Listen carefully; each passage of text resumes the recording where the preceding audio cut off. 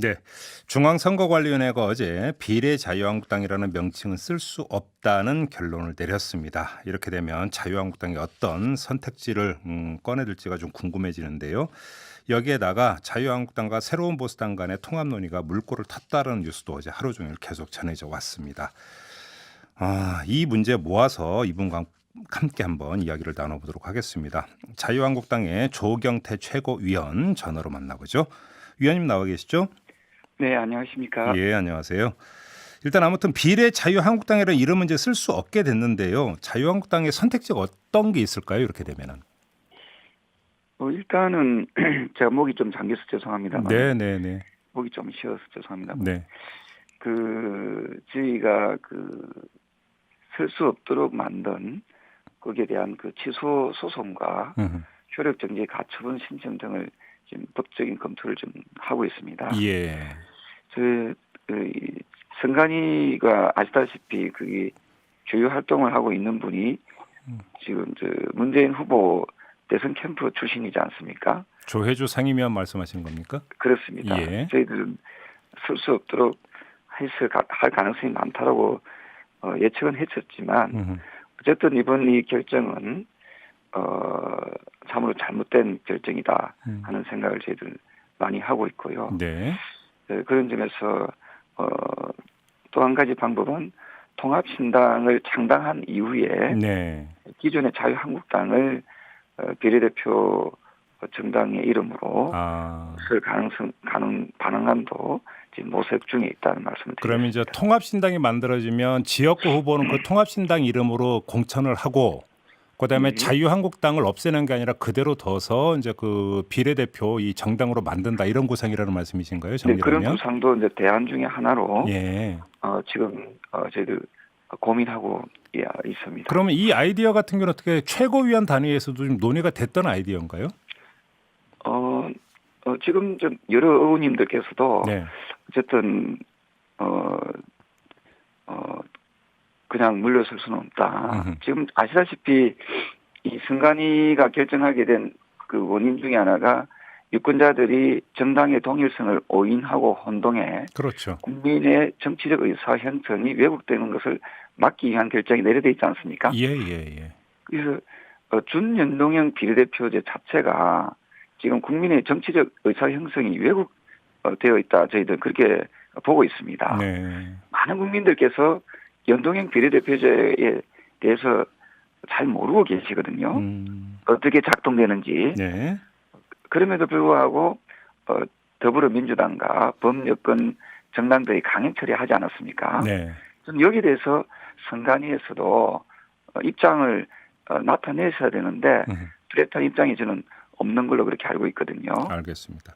그러면 지금 그 통합신당에서 지역구 후보를 내고 기존의 자유한국당에서 비례 후보를 내는 아이디어 같은 경우에 전제는 통합 논의가 원만하게 이루어져서 적절한 시점에 통합신당이 출범한다라고 하는 전제가 딸려 있는 거잖아요, 위원님. 그렇습니다. 네.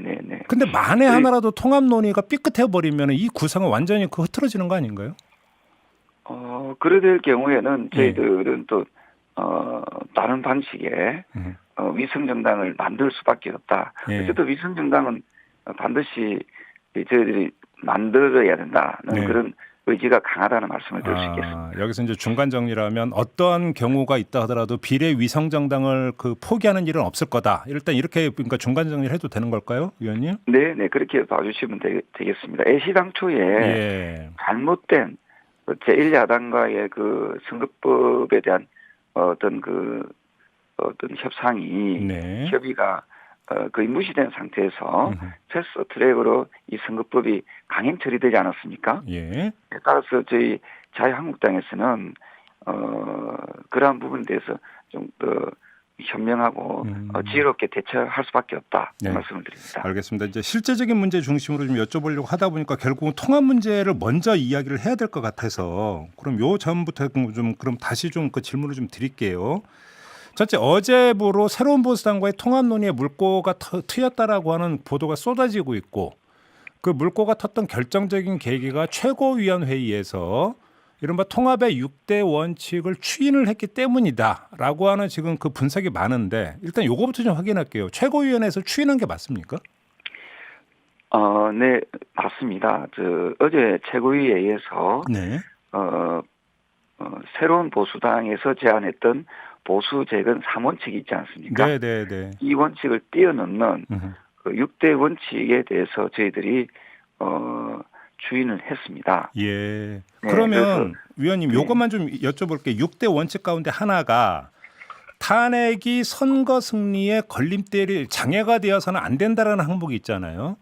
네. 근데 자 이거는 상당히 그러니까 추상적인 표현인데 이걸 어떻게 이해를 하고 추인을 한 건지가 좀 궁금합니다. 탄핵에 대해서는 논하지 않는다라고 하는 차원으로 이해를 하면 되는 건가요?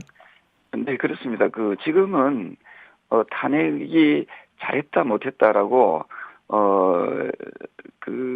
갑론을박을 하다 보면은 통합이 이루어질 수 없다라고 네. 저희들은 판단하고 있습니다. 왜냐하면은 예.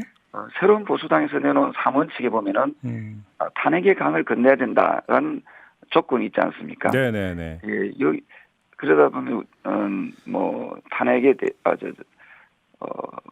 통합에 대해서 상당히 어려움을 많이 겪을 수가 있기 때문에 네. 더 이상 탄핵 문제가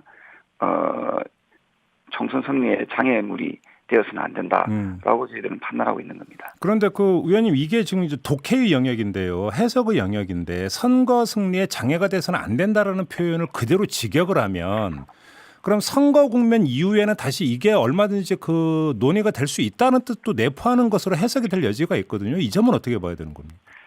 그거는 이제 선거 이후에 네. 좀 판단해야 될 문제이고요.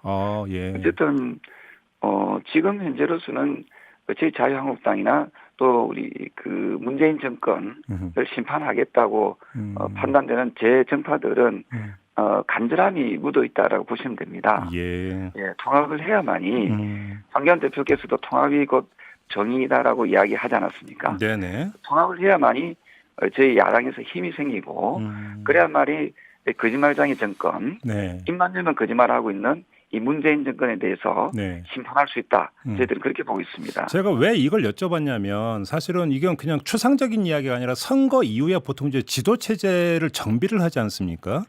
네. 지도 체제를 정비하거나 새로운 지도부가 만약에 선출되는 상황이 연출이 될 수도 있을 텐데 그러면 이때 경선이 이루어지고 경선 과정에서 탄핵에 다시 불씨가 되는 이런 경우를 상정할 수도 있기 때문에 질문을 드린 거거든요.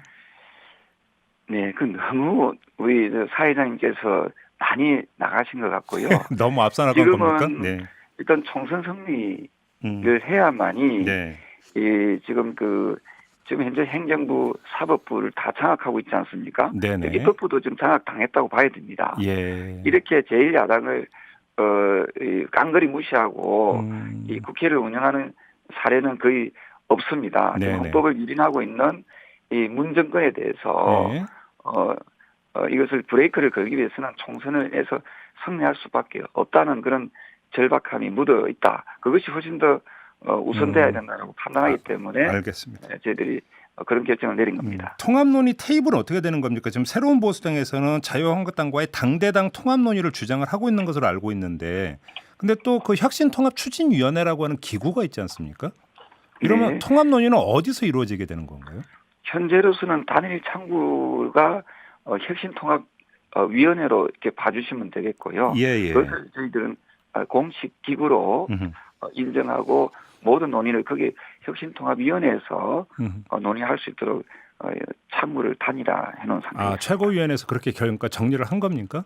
네, 그렇게 봐주시면 되겠습니다. 그러면 새로운 보수당에서 주장하고 있는 자유한국당과 1대1 당대당 통합 논의를 하자라는 주장은 어떻게 되는 건가요? 그러면? 그 논의 역시도 혁신통합위원회에서 네. 저희들이 그동안에 논의하자라는 주장을 했고요. 예. 지금 드렸던 새로운 보수당에서 제안했던 3원칙 그리고 저희들이 그것을 뛰어넘는 6원칙도 네. 혁신통합위원회에서 논의해서 결정하는 걸로 그렇게 정리가 된 그렇게 정리를 하고 있습니다. 혹시 통합 논의 과정에서 공천권 지분을 둘러싼 갈등이 발생하는 거 아니냐라는 일각의 예측이 있는데 이건 어떻게 봐야 되는 겁니까? 참으로 좋은 질문이신데요. 예. 공천에 대한 지분 논의는 저는 해서는 안 된다고 생각합니다. 모두가 다 내려놓고 예. 국민적 그 여망을 받들 수 있는 국민 공천으로 가야 된다고 생각을 하거든요. 네. 그래서 지역구 같은 경우에는 지역에서 신망을 얻고 있는 그런 후보로 정할 수 있도록 지금 현재의 자유한국당이나 새로운 보수당이나 기타 정당에서는 모든 공천권을 또는 모든 기득권을 내려놓는 데서부터 저는 출발해야 된다. 그런 입장입니다. 그러면 지금 그 말씀은 지역구 후보를 공천하는 과정에서는 그러니까 뭐 복수의 그러니까 예비 후보가 있다면 무조건 그 경선으로 가야 된다. 원칙은 이렇게 잡혀야 된다는 말씀이신가요? 그래서 경쟁력을 가장 우선시 생각해야 된다 보고 있고요. 네. 거기에 어떤 재정파의 어떤 이기심이라든지 지분 나눠 묻기 네. 이런 것은 있어서는 안 된다. 네. 그런 입장입니다. 그런데 결국은 이렇게 되면 공천관리위원장이 누가 되느냐가 대단히 핵심적인 문제인 것 같은데 이건 어떤 원칙이 적용이 돼야 된다고 생각하세요? 공천 관리위원장, 공관위원장이 저는 조금 전에 제가 말씀드렸던 그러한 정신을 살릴 수 있는 인물이어야 된다 보고 있거든요. 예. 예, 어떤 정파의 이익을 또는 정파에 대한 이익이나 네. 지분 나눠먹기에 대한 어떤 그쪽에 휘둘리는 그런 공관위원장이 절대 되어서는 안 된다는 그런 생각입니다. 예, 일부 보도에 따르면 그래서 공관위원장으로 김종인, 김형호, 이문열, 이홍구 이런 분들의 이름이 거론되고 있다는 보도가 있던데 혹시 내부적으로 검토가 좀 됐던 이야기입니까? 네, 그런 분들에 포함해서 네. 어쨌든 좋은 분을 저희들이 검토하고 있습니다. 알겠습니다. 자, 앞서 이제 저희가 이제 비례위성정당 당명 이야기를 하다가 통합으로 갔는데요. 제가 통합을 그러니까 중간에 다시 했던 이유가 통합의 어떤 논의가 어느 시점에서 끝나고 통합신당이 출범을 하느냐에 따라서 비례위성정당 문제가 연결이 되어 있지 않습니까? 그러면 네. 자유한국당에서 설정하고 있는 그 통합신당에 출범하는 데드라인은 어떻게 설정이 되어 있어요? 그건 상당히 좀 어려운 질문일 수 있습니다만, 네. 어쨌든 빠르면 빠를수록 좋다라고 보고 있습니다. 네. 저희들 제일 좋은 것은 설 전에 네. 가시적인 로드맵과 가시적인 성과가 있으면 가장 좋을 것 같다는 생각을 하고 있거든요. 설 전에 그러니까 통합 선언이 나온다든지 이런 걸 말씀하시는 건가요? 그렇습니다. 그렇게 해야만이 네. 국민적 그 여론 형성도 가능하다. 네. 저는 그렇게 보고 있습니다. 빠르면 빠를수록 네. 좋다라고 저는 보고 있습니다. 그래요. 알겠습니다. 이 통합 대열의 마지막 질문인데요. 통합 대열에 안철수 전 바른미래당 대표가 합류할 거라고 기대하고 혹시 가능하다고 보세요? 앞서 말씀드렸던 대로 이 거짓말장이 그 정권에 맞서서 네. 싸우려면은 지금 그 야당이 모두가 힘을 합쳐야 된다. 그런 입장입니다. 네. 아마 그 입장에는 안철수 전 대표도 동의할 거라고 보고 있거든요. 네. 따라서 조심스러운 전망입니다만은 네. 문재인 정권에 맞서서 싸우는 재정파들은 모두가 하나가 되어서 이번만은 뭉쳐서 싸워 나가야 된다 네. 하는 그런 입장에 있기 때문에 네. 안철수 전 대표도 함께 합류할 가능성도 있다 또는 크다 저는 그렇게 예측하고 있습니다. 알겠습니다. 자, 말씀 여기까지 들을게요. 고맙습니다, 위원님. 네, 감사합니다. 네, 지금까지 조경태 자유한국당 최고위원이었습니다.